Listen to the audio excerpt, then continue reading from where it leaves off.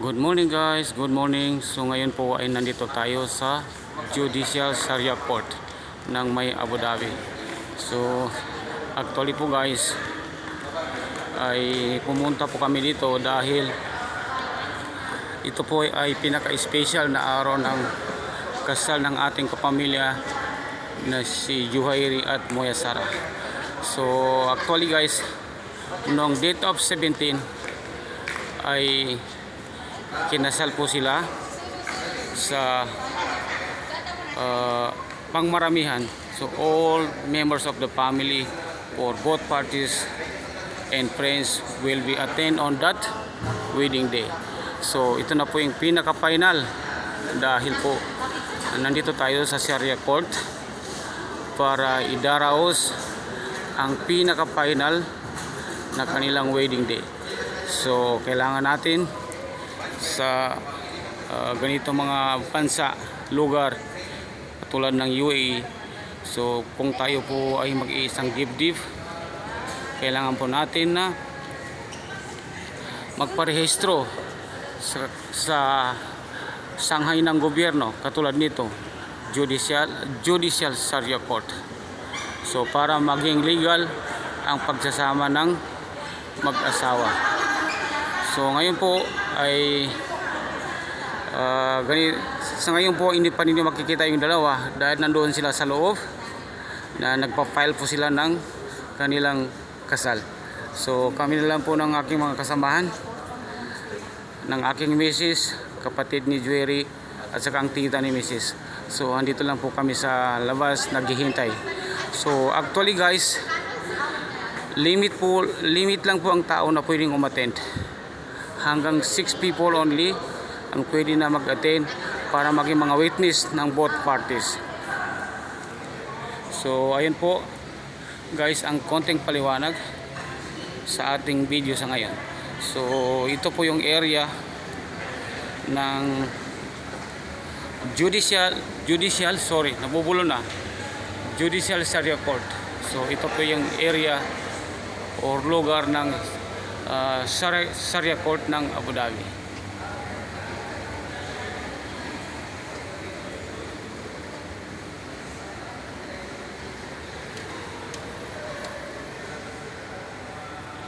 So napaka ganda ng lugar na to dahil sa mga gusto o nagnanais na may planong magpakasal. So lahat po ay dito mapunta. Kung kayo po ay gustong magrehistro dito sa Abu Dhabi Judicial Sharia Court, so ito po yung area ng ating hukuman ng gobyerno ng Abu Dhabi. So napakaganda nito guys, ganda ng kanilang pamamalakad sa pamamaraan ng pagkasal. Kaya sa mga nagnanais na mag-isang dibdib, huwag na kayong mag-atubilin. Pumunta na kayo dito sa pinakamaganda at pinaka-safety na way of wedding na legal kahit sa ang sanghay ng gobyerno. Legal ang inyong pagsasama. Dito na kayo sa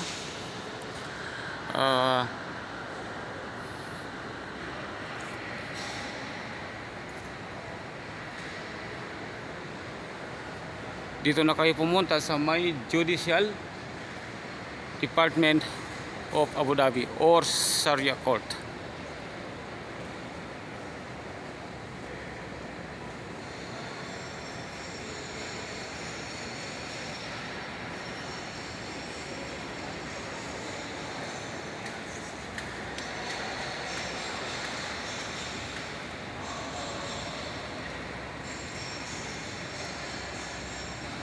Papakita ko lang guys itong mga nagagandang kanilang mga decoration.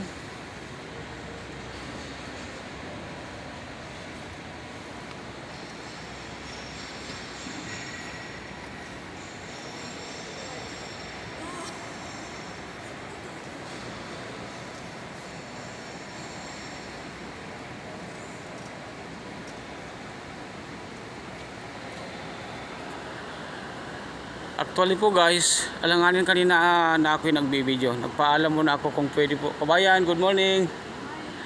May kabayan po na dumaan.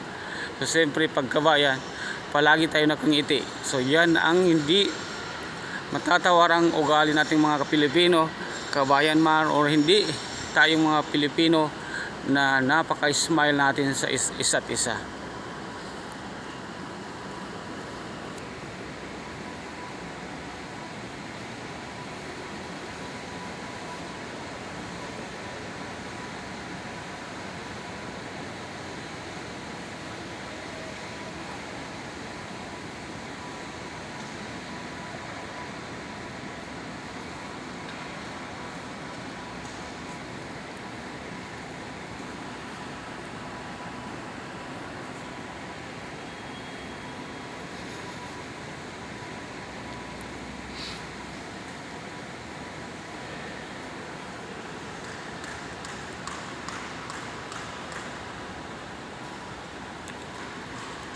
So guys, nandito po ako sa taas. So ngayon pupuntahan natin yung mga kasamahan natin sa baba, yung ikakasal. Baka ready na po sila, nakapagsapit na po sila ng mga kailangan, mga requirements bago i-proseso ang kanilang kasal.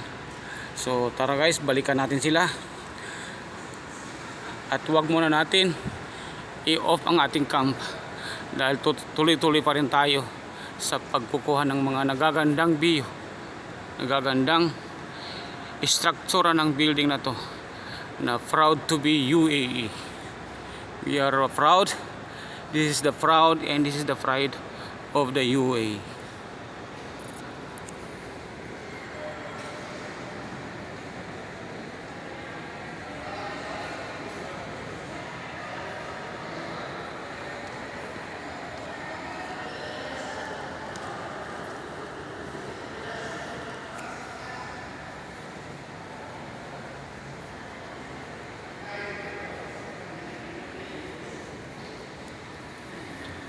So ang area na to guys, lahat po ay nandirito ay para lamang po sa kasal.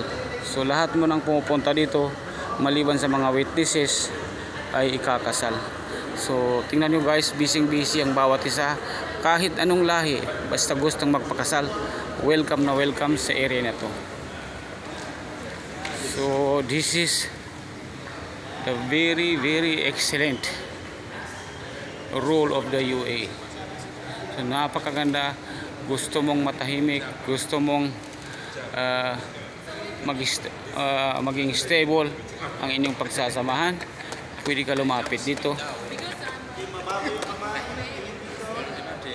Pwede ka lumapit dito at magpakasal para maging legal ang inyong pagsasama. So videohan ko na lang po yung isang bride doon sa taas. So ayan, tapos na po yung ikasal. So one by one kasi ang schedule ng kanilang mga kasal.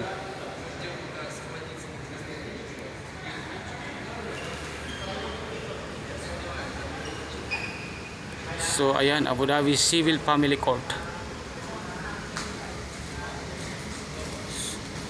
So andito yung aking mga kasama. At yan po ang ating tuloy-tuloy pa rin na brides. Ang sister po ng ating grooms, ang pinakamaganda na tita ng aking misis, na still available pa yan. Ang aking pinakamamahal at pinakamaganda sa balat ng lupa, na aking misis. So yung ating grooms, ayan.